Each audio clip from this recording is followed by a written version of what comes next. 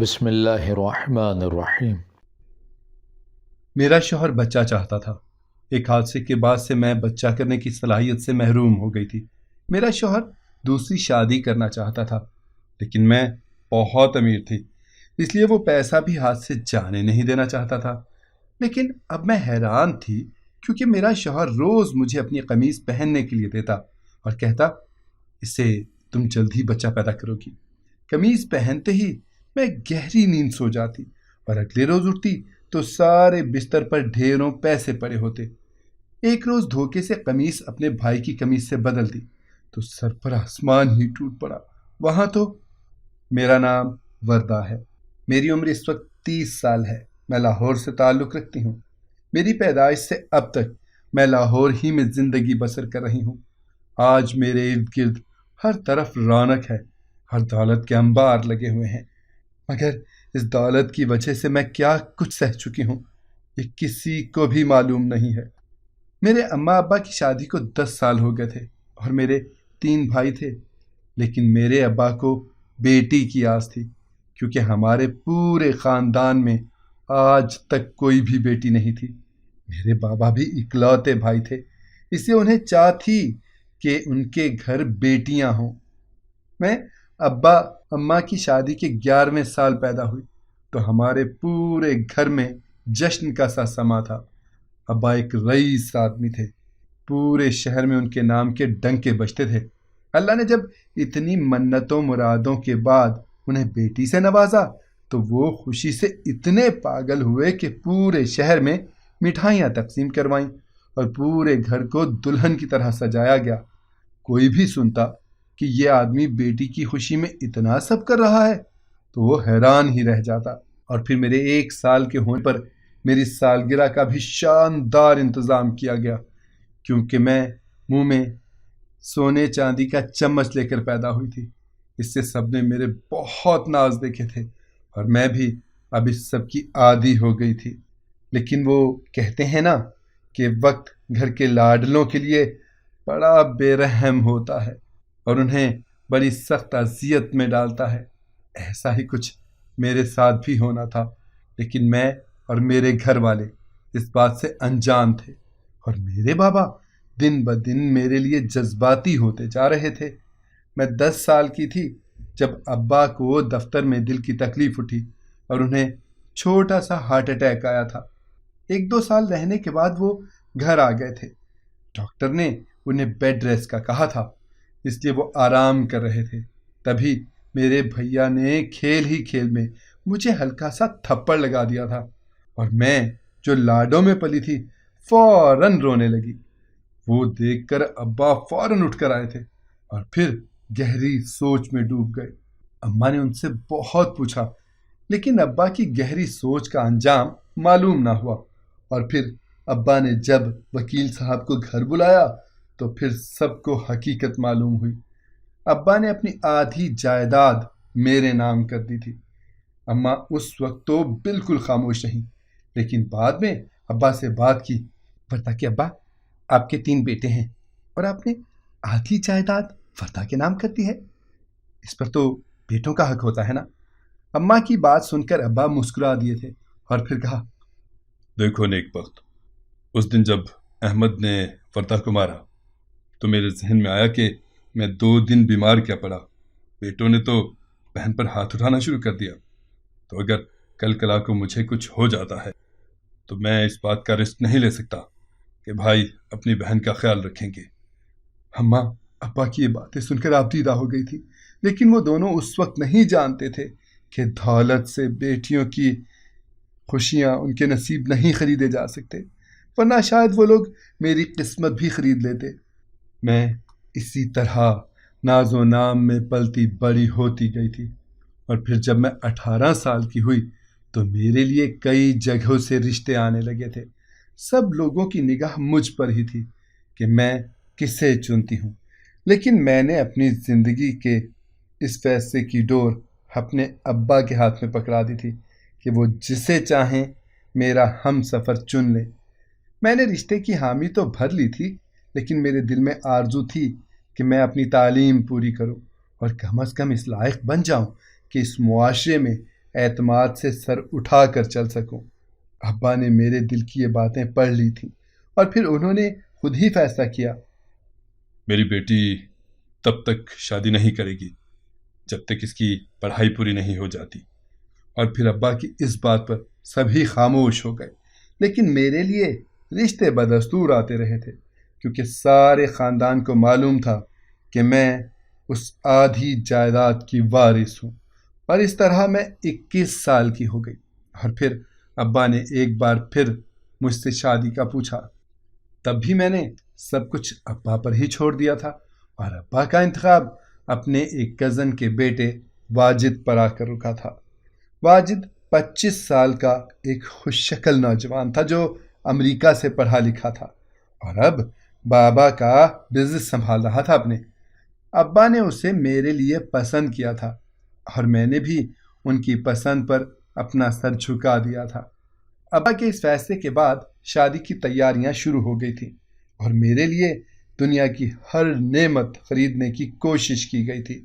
ہر قسم کے زیورات، مشینیں اور کپڑے، کوئی بھی ایسی چیز نہیں بچی تھی جو میرے جہیز میں شامل نہ ہو۔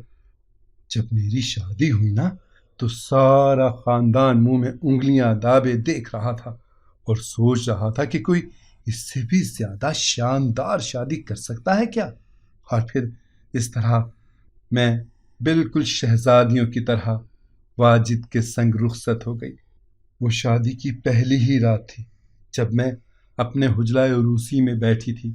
اس ساری رات میں بالکل سیدھی بیٹھی واجد کا انتظار کرتی رہی، لیکن وہ کمرے میں نہ آئے۔ میں اپنے گھر کی شہزادی تھی اور میں نے کبھی بھی کسی کا انتظار نہیں کیا تھا، لیکن آج کر رہی تھی، اور میں تب تک بیٹھی رہی یہاں تک کہ اگلے دن کا سورج بھی طلوع ہو گیا۔ میں تھک ہار کر بستر سے اٹھی تھی اور میری آنکھوں سے آنسو مسلسل بہہ رہے تھے۔ ہال میں کل کی آوازیں میرے کانوں میں گونج رہی تھیں، جہاں سب کہہ رہے تھے کہ دیکھو واجد کتنا خوش قسمت ہے جو اس قدر خوبصورت بیوی ملی ہے، اس کو بالکل چاند جیسی لڑکی ہے جو کہ حد سے زیادہ حسین ہے۔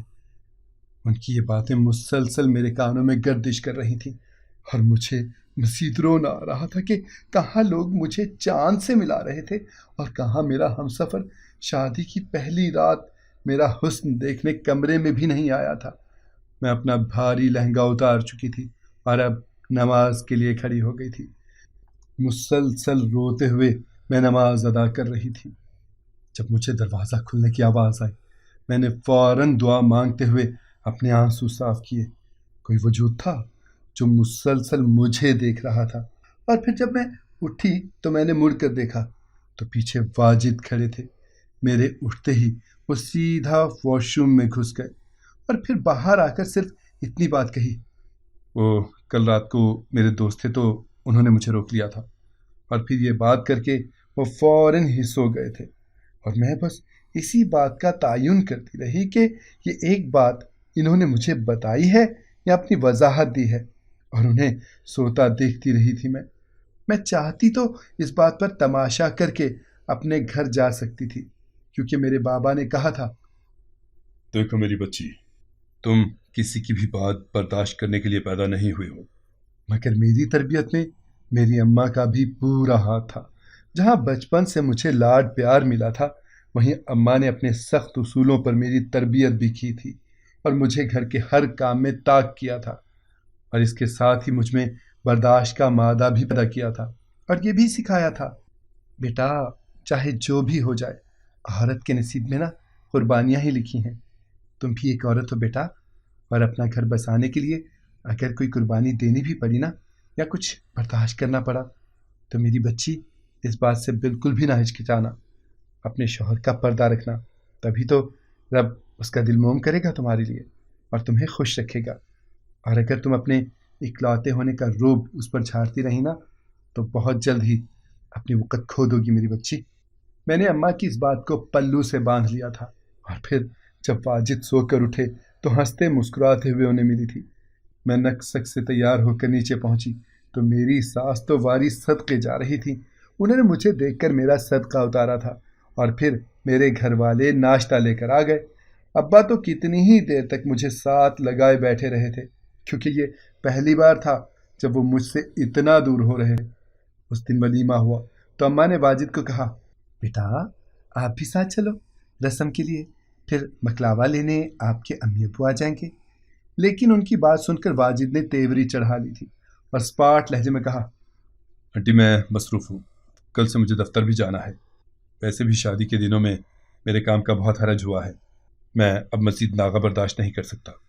واجد کے اس طرح سیدھا کہہ دینے پر اماں کے چہرے پر جلتے دیے ایک دم ماند پڑ گئے تھے اور میری ساس نے گھبرا کر واجد کی طرف دیکھا، لیکن واجد نے ان کے اس اشارے کو نظر انداز کر دیا تھا اور پھر اماں نے اپنے چہرے پر زبردستی کی ہنسی سجائی اور کہا، ارے ہاں ان مردوں کے تو یہی کام ہوتے ہیں، کام میں تو ایک دن کا ناغہ بھی نہیں کرتے، کوئی بات نہیں بیٹا پھر کبھی آ جانا۔ اور پھر اس طرح ہم لوگ گھر آ گئے۔ سارا راستہ میرے دماغ میں اماں کا زرد پڑتا چہرہ آتا رہا تھا اور میں سوچ رہی تھی کہ کیا تھا واجد ایک دن کے لیے ہی چلے جاتے، کم از کم اماں اس طرح اداس تو نہ ہوتی۔ لیکن پھر میں نے سر جھٹک دیا اور ہر برے خیال کو دل سے نکال دیا۔ ہم لوگ گھر آ گئے تو مجھے میرے کمرے میں پہنچا دیا گیا۔ میں واجد کا انتظار کر رہی تھی لیکن وہ اب تک نہیں آئے تھے۔ آج پھر رات کے 2 بج رہے تھے۔ میں اپنا سلور لہنگا اٹھا کر کمرے سے باہر نکلی تو مجھے اپنی ساس کے کمرے سے کچھ آوازیں آئیں۔ میں نے کان لگا کر سنا تو معلوم ہوا کہ وہ واجد کو ڈانٹ رہی تھی کہ انہیں ایسا رویہ نہیں رکھنا چاہیے تھا۔ انہوں نے واجد سے یہ بھی کہا، دیکھو واجد، اب ہمیں تمہارا رویہ بہو کے ساتھ اچھا چاہیے، ورنہ اپنا بوریا بستر گول کرو، ہم تمہیں آگ کر دیں گے۔ میں ان کی یہ باتیں سن کر چپ چاپ واپس آ گئی۔ ایک طرف دل میں خوشی تھی کہ مجھے اتنے اچھے ساس سسر ملے ہیں، تو دوسری طرف یہ دکھ بھی تھا کہ نہ جانے کیوں واجد میرے ساتھ اس طرح پیش آ رہے ہیں، کیونکہ ابھی تو میں نے انہیں کچھ کہا بھی نہیں تھا، بلکہ ابھی تو میں ٹھیک طرح سے اس گھر کی فرد بھی نہیں بنی تھی۔ اس دن کے بعد اور کچھ کا تو پتہ نہیں، لیکن واجد کا رویہ کچھ حد تک بدل گیا تھا۔ وہ میرے ساتھ اب اچھے سے بات کرتے تھے اور مجھے وقت بھی دیتے تھے۔ میں اس چیز کے لیے اپنی ساس اور سسر کی شکر گزار تھی، کیونکہ مجھے لگ رہا تھا کہ اس دن سے میرے حالات بدلے ہیں جب امی نے واجد کو ڈانٹا تھا، اس لیے اب میں ان کی خدمت کرنا تیز کر دی تھی اور ہر وقت سب کو خوش رکھنے کی کوشش کرتی رہتی تھی۔ واجد بھی اب بہت اچھے ہو گئے تھے۔ یہ جادو کیسے ہوا مجھے نہیں معلوم، لیکن اب مجھے ان سے کوئی بھی شکایت نہیں تھی۔ وہ روز رات کو سونے سے پہلے مجھے دودھ لا کر اپنے ہاتھوں سے پلاتے تھے۔ ایک دن کا بھی ناغہ وہ برداشت نہیں کرتے تھے۔ میں شادی سے پہلے دودھ بالکل نہیں پیتی تھی، لیکن اب واجد کا دل رکھنے کے لیے بخوشی سب کرتی تھی تاکہ وہ مجھ سے ایسے ہی خوش رہیں۔ مجھے واجد کی یہ ناز برداریاں اٹھانا راس آ گیا تھا، لیکن ایک بات تھی کہ میں دن بدن کمزور ہوتی جا رہی تھی۔ میری آنکھوں کے گرنا ہلکے پڑنے لگے تھے اور اب میرا دودھیا رنگ بھی ماند پڑ رہا تھا۔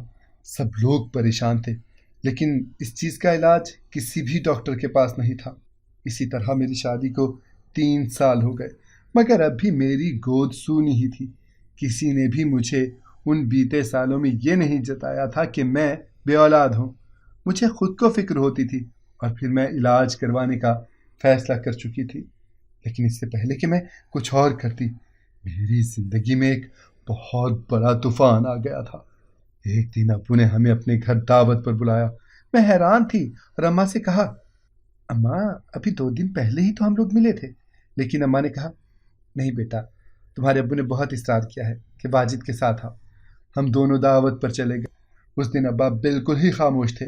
وہ مجھے پہلے جیسا پیار بھی نہیں کر رہے تھے، بس خاموشی سے مجھے دیکھ رہے تھے اور انہیں دیکھ کر مجھے وحشت ہو رہی تھی۔ میں نے سوچا کہ میں ابا سے پوچھوں گی کہ آخر کیا ہوا ہے، لیکن اس سے پہلے ہی ابا نے واجد سے کہا، واجد بیٹا ذرا میرے ساتھ آنا، بزنس کی کوئی بات کرنی ہے۔ اور پھر بابا انہیں اپنے ساتھ لے گئے۔ ہم میں سے کسی کو بھی نہیں معلوم کہ اندر کیا ہوا تھا، لیکن میں نے محسوس کر لیا تھا کہ واجد کے چہرے کا رنگ اس وقت اڑا ہوا تھا، اور تب بابا باہر نہیں آئے اور کہہ دیا، مجھے اب آرام کرنا ہے۔ میں بابا سے ملنے جانے لگی تو واجد نے جلدی مچا دی اور میں ایسے ہی بابا سے ملے بغیر ہی گھر چلی گئی۔ اور پھر تب میں نہیں جانتی تھی کہ یہ میرے بابا سے میری آخری ملاقات ہے۔ اگلے دن کمرے سے ابا کی لاش نکلی تھی۔ میری تو دنیا ہی اجڑ گئی تھی۔ ڈاکٹر نے کہا تھا کہ انہیں کوئی اچانک صدمہ ہوا ہے جس کی وجہ سے دل بند ہو گیا۔ کسی کو بھی وجہ معلوم نہیں تھی، اور اس دن کے بعد میں مزید حساس ہو گئی تھی۔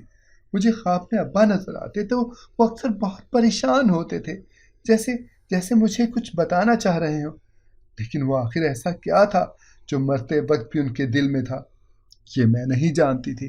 اور پھر اسی طرح وقت گزرتا رہا۔ واجد نے مجھے سنبھال لیا تھا، وہ میرے ساتھ بہت اچھے سے پیش آتے تھے۔ میں جتنا ٹوٹی ہوئی تھی وہ اتنا ہی مجھے سمیٹنے کی کوشش کر رہے تھے۔ اس صدمے کو بھی 6 ماہ بھی نہیں ہوئے تھے کہ اماں بھی ابا کے پیچھے پیچھے اس دنیا کو چھوڑ گئیں۔ میں اکلوتی اور لاڈلی بیٹی تھی۔ اماں ابا کا ایسے ساتھ جانا مجھے ادموا کر گیا۔ میں سارا دن اکیلی بیٹھی روتی رہتی تھی۔ میرے بھائی بہت اچھے تھے، وہ مجھ سے بہت پیار بھی کرتے تھے۔ وہ ابا کی کمی پوری نہیں کر سکتے تھے، لیکن پھر بھی کوشش کر رہے تھے۔ اور ایسے ہی کچھ مزید وقت بیت گیا۔ اب مجھے اولاد نہ ہونے کا صدمہ ستانے لگا تھا۔ میں نے واجد سے کہا، واجد میں کسی ڈاکٹر کے پاس جاؤں گی، اپنا علاج کرواؤں گی۔ لیکن میری یہ بات سنتے ہی واجد تو ہتھے سے اکھڑ گئے تھے اور مجھے کہا، دیکھو، اگر اولاد ہمارے نصیب میں ہے تو ہمیں مل جائے گی، اس کے لیے تمہیں تر کی ٹھوکریں کھانے کی قطعاً ضرورت نہیں ہے۔ لیکن مجھے واجد کی باتوں سے اطمینان نہیں ہو رہا تھا۔ اماں ابا کے جانے کے بعد ویسے بھی اتنی مایوسی ہو رہی تھی، اور اب مجھے اپنا اکیلا پن دور کرنے کے لیے کسی سہارے کی ضرورت تھی۔ واجد نے جب دیکھا کہ میرے ارادے اتنے خطرناک ہیں، انہوں نے مجھے کہا، اچھا ٹھیک ہے، اب تمہارا علاج میں خود کرواؤں گا، اور دیکھنا ایسی جگہ سے علاج ہوگا کہ تم حیران رہ جاؤ گی۔ میں واجد کی یہ بات سن کر خوش ہو گئی تھی، کیونکہ جیسے انہوں نے مجھے پہلے ڈاکٹر کے پاس جانے سے ڈانٹا تھا نا، تب تو مجھے لگا تھا کہ وہ خود اولاد نہیں چاہتے، اسی لیے کوئی بھی کوشش نہیں کر رہے۔ لیکن اب میری بدگمانی کے بادل چھٹنے لگے تھے۔ اور پھر ایک دن واجد گھر آئے تو کافی خوش تھے۔ انہوں نے مجھے اپنے پاس بلایا اور کہا، دیکھو وردا، آج میں وہ علاج دے آیا ہوں جس کی وجہ سے ہمیں اولاد ملے گی۔ میں سن کر خوش ہو گئی تھی۔ تب واجد نے ایک شاپر میں سے اپنا کرتا نکالا تھا۔ میں کافی حیران ہوئی کیونکہ وہ کرتا تو واجد کا ہی تھا۔ تب واجد نے کہا، ایک بہت پہنچے ہوئے بزرگ عامل ہیں، ان کا علاج بہت اچھا ہوتا ہے، اور کوئی بھی کبھی وہاں سے خالی ہاتھ نہیں گیا۔ انہیں بزرگ نے میری قمیض پر دم کیا ہے اور کہا ہے کہ اپنی بیوی سے کہو کہ روز رات کو سونے سے پہلے یہ قمیض پہنا کرے، اور پھر دیکھنا ہمارے ہاں اولاد ضرور ہوگی۔ میں نے واجد کی ان باتوں پر آنکھیں بند کر کے یقین کر لیا تھا، اور پھر میں روز وہ قمیض پہن لیتی۔ اور حیرت کی بات یہ تھی کہ میں جب بھی وہ قمیض پہنتی مجھے فوراً نیند آ جاتی تھی۔ واجد مجھے اس قمیض کو دھونے بھی نہیں دیتے تھے، اور اسی طرح 2 سال مزید گزر گئے۔ اب میری شادی کو 7 سال ہو چکے تھے۔ میں روز وہ قمیض پہنتی تھی، اور اب میں بالکل ہی ناامید ہو چکی تھی۔ لیکن واجد مجھے کہیں سے بھی علاج کروانے نہیں دے رہے تھے۔ میں اسی کشمکش میں تھی کہ آخر کروں تو کیا کروں، اور تب میں نے سوچا کہ میں اب اپنے دل کی کروں گی۔ میں نے اپنے بھائی کی ایک قمیض پکڑی جو بالکل واجد کے کرتے جیسی تھی، اور اس رات وہ پہن لی، اور جو دودھ واجد لائے تھے وہ بھی چوری چھپے پھینک دیا۔ اور پھر مجھے اس رات ویسی نیند نہیں آئی تھی جیسی پہلے آتی تھی۔ میں کافی حیران ہو رہی تھی، اور پھر اس دن مجھے اپنے جسم میں طاقت بھی محسوس ہو رہی تھی۔ اور پھر میں نے وہ دودھ پینا چھوڑ دیا تھا اور وہ کرتا بھی بدل لیا تھا۔ اب ایک بات تو ظاہر ہو گئی تھی کہ اس کرتے میں کچھ بھی نہیں تھا، اور پھر میرا شک درست ثابت ہو گیا، کیونکہ کچھ ہی دنوں کے بعد مجھے ایک بہت بڑی خوشخبری ملی تھی۔ میں اپنے میکے گئی ہوئی تھی جب مجھے ایک دم سے چکر آیا۔ میری بھابھی پریشان ہو گئی اور مجھے گھبرا کر ڈاکٹر کے پاس لے گئی، اور تب مجھے پتہ لگا کہ میں تو امید سے ہوں۔ مجھے حیرت کا جھٹکا لگا تھا۔ میں نے اپنی بھابھی کو منع کر دیا، بھابھی آپ یہ بات کسی کو بھی نہ بتائیے گا کہ میں امید سے ہوں۔ اور پھر میں اپنے گھر آ گئی۔ اب میرے ذہن میں یہ آ رہا تھا کہ جب سے میں نے وہ دودھ اور کرتا بدلا تھا سب کچھ ٹھیک ہو گیا تھا، آخر چکر کیا تھا؟ اور پھر میں نے اس راز پر سے پردہ اٹھانے کا فیصلہ کر لیا تھا کہ آخر کیوں واجد اولاد نہیں چاہتے تھے۔ ایک دن واجد دفتر گئے تو میں ان کی فائلوں والے کمرے میں چلی گئی جہاں وہ اپنا سامان رکھتے تھے، اور میں نے ایک ایک کاغذ چھان مارا، اور تب مجھے جو چیز ملی میں اسے دیکھ کر حیران رہ گئی تھی۔ میں واجد کے گھر آنے کا انتظار کرنے لگی۔ جب وہ آئے تو مجھے ایسے دیکھ کر حیران رہ گئی۔ میں نے پانی کے گلاس کے ساتھ ایک کاغذ رکھا تھا۔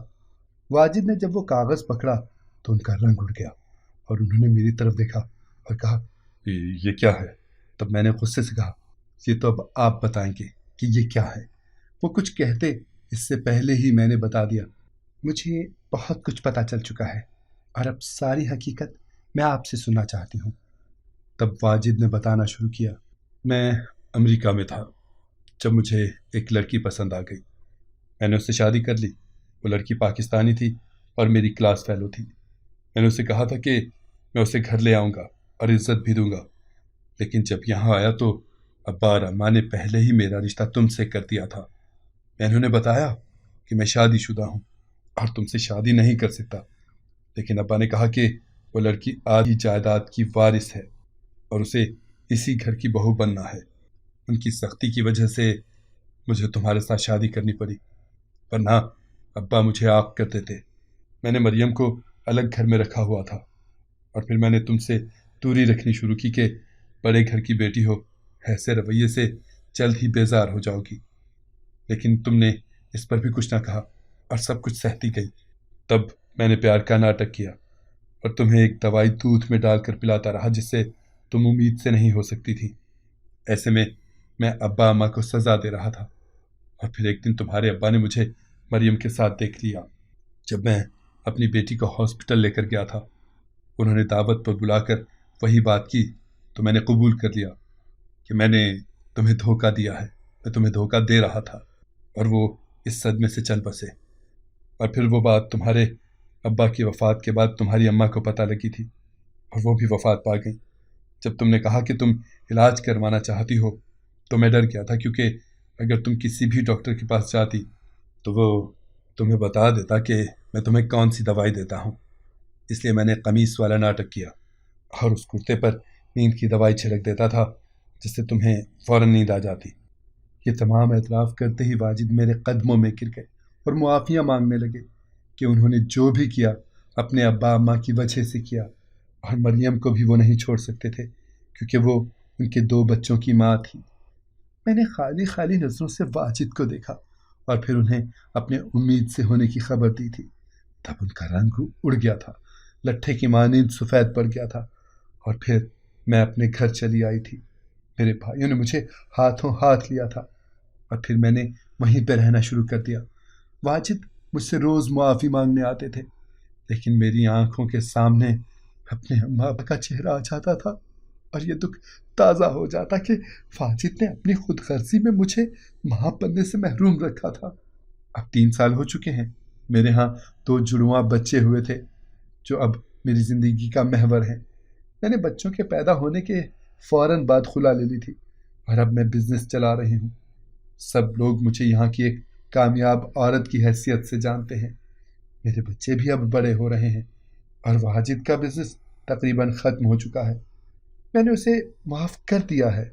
میں نے تبھی واجد کو کہہ دیا تھا، واجد، میں نے اپنے ساتھ ہوئے ظلم کو معاف کر دیا ہے، مگر میں اب تمہارے ساتھ نہیں رہ سکتی، کیونکہ جب جب تمہیں دیکھتی ہوں تو مجھے میرے ماں باپ کا چہرہ آنکھوں کے سامنے نظر آنے لگ جاتا ہے، اور اب میں ایک مضبوط عورت کی حیثیت سے یہاں کھڑی ہو کر سب کا مقابلہ کر رہی ہوں۔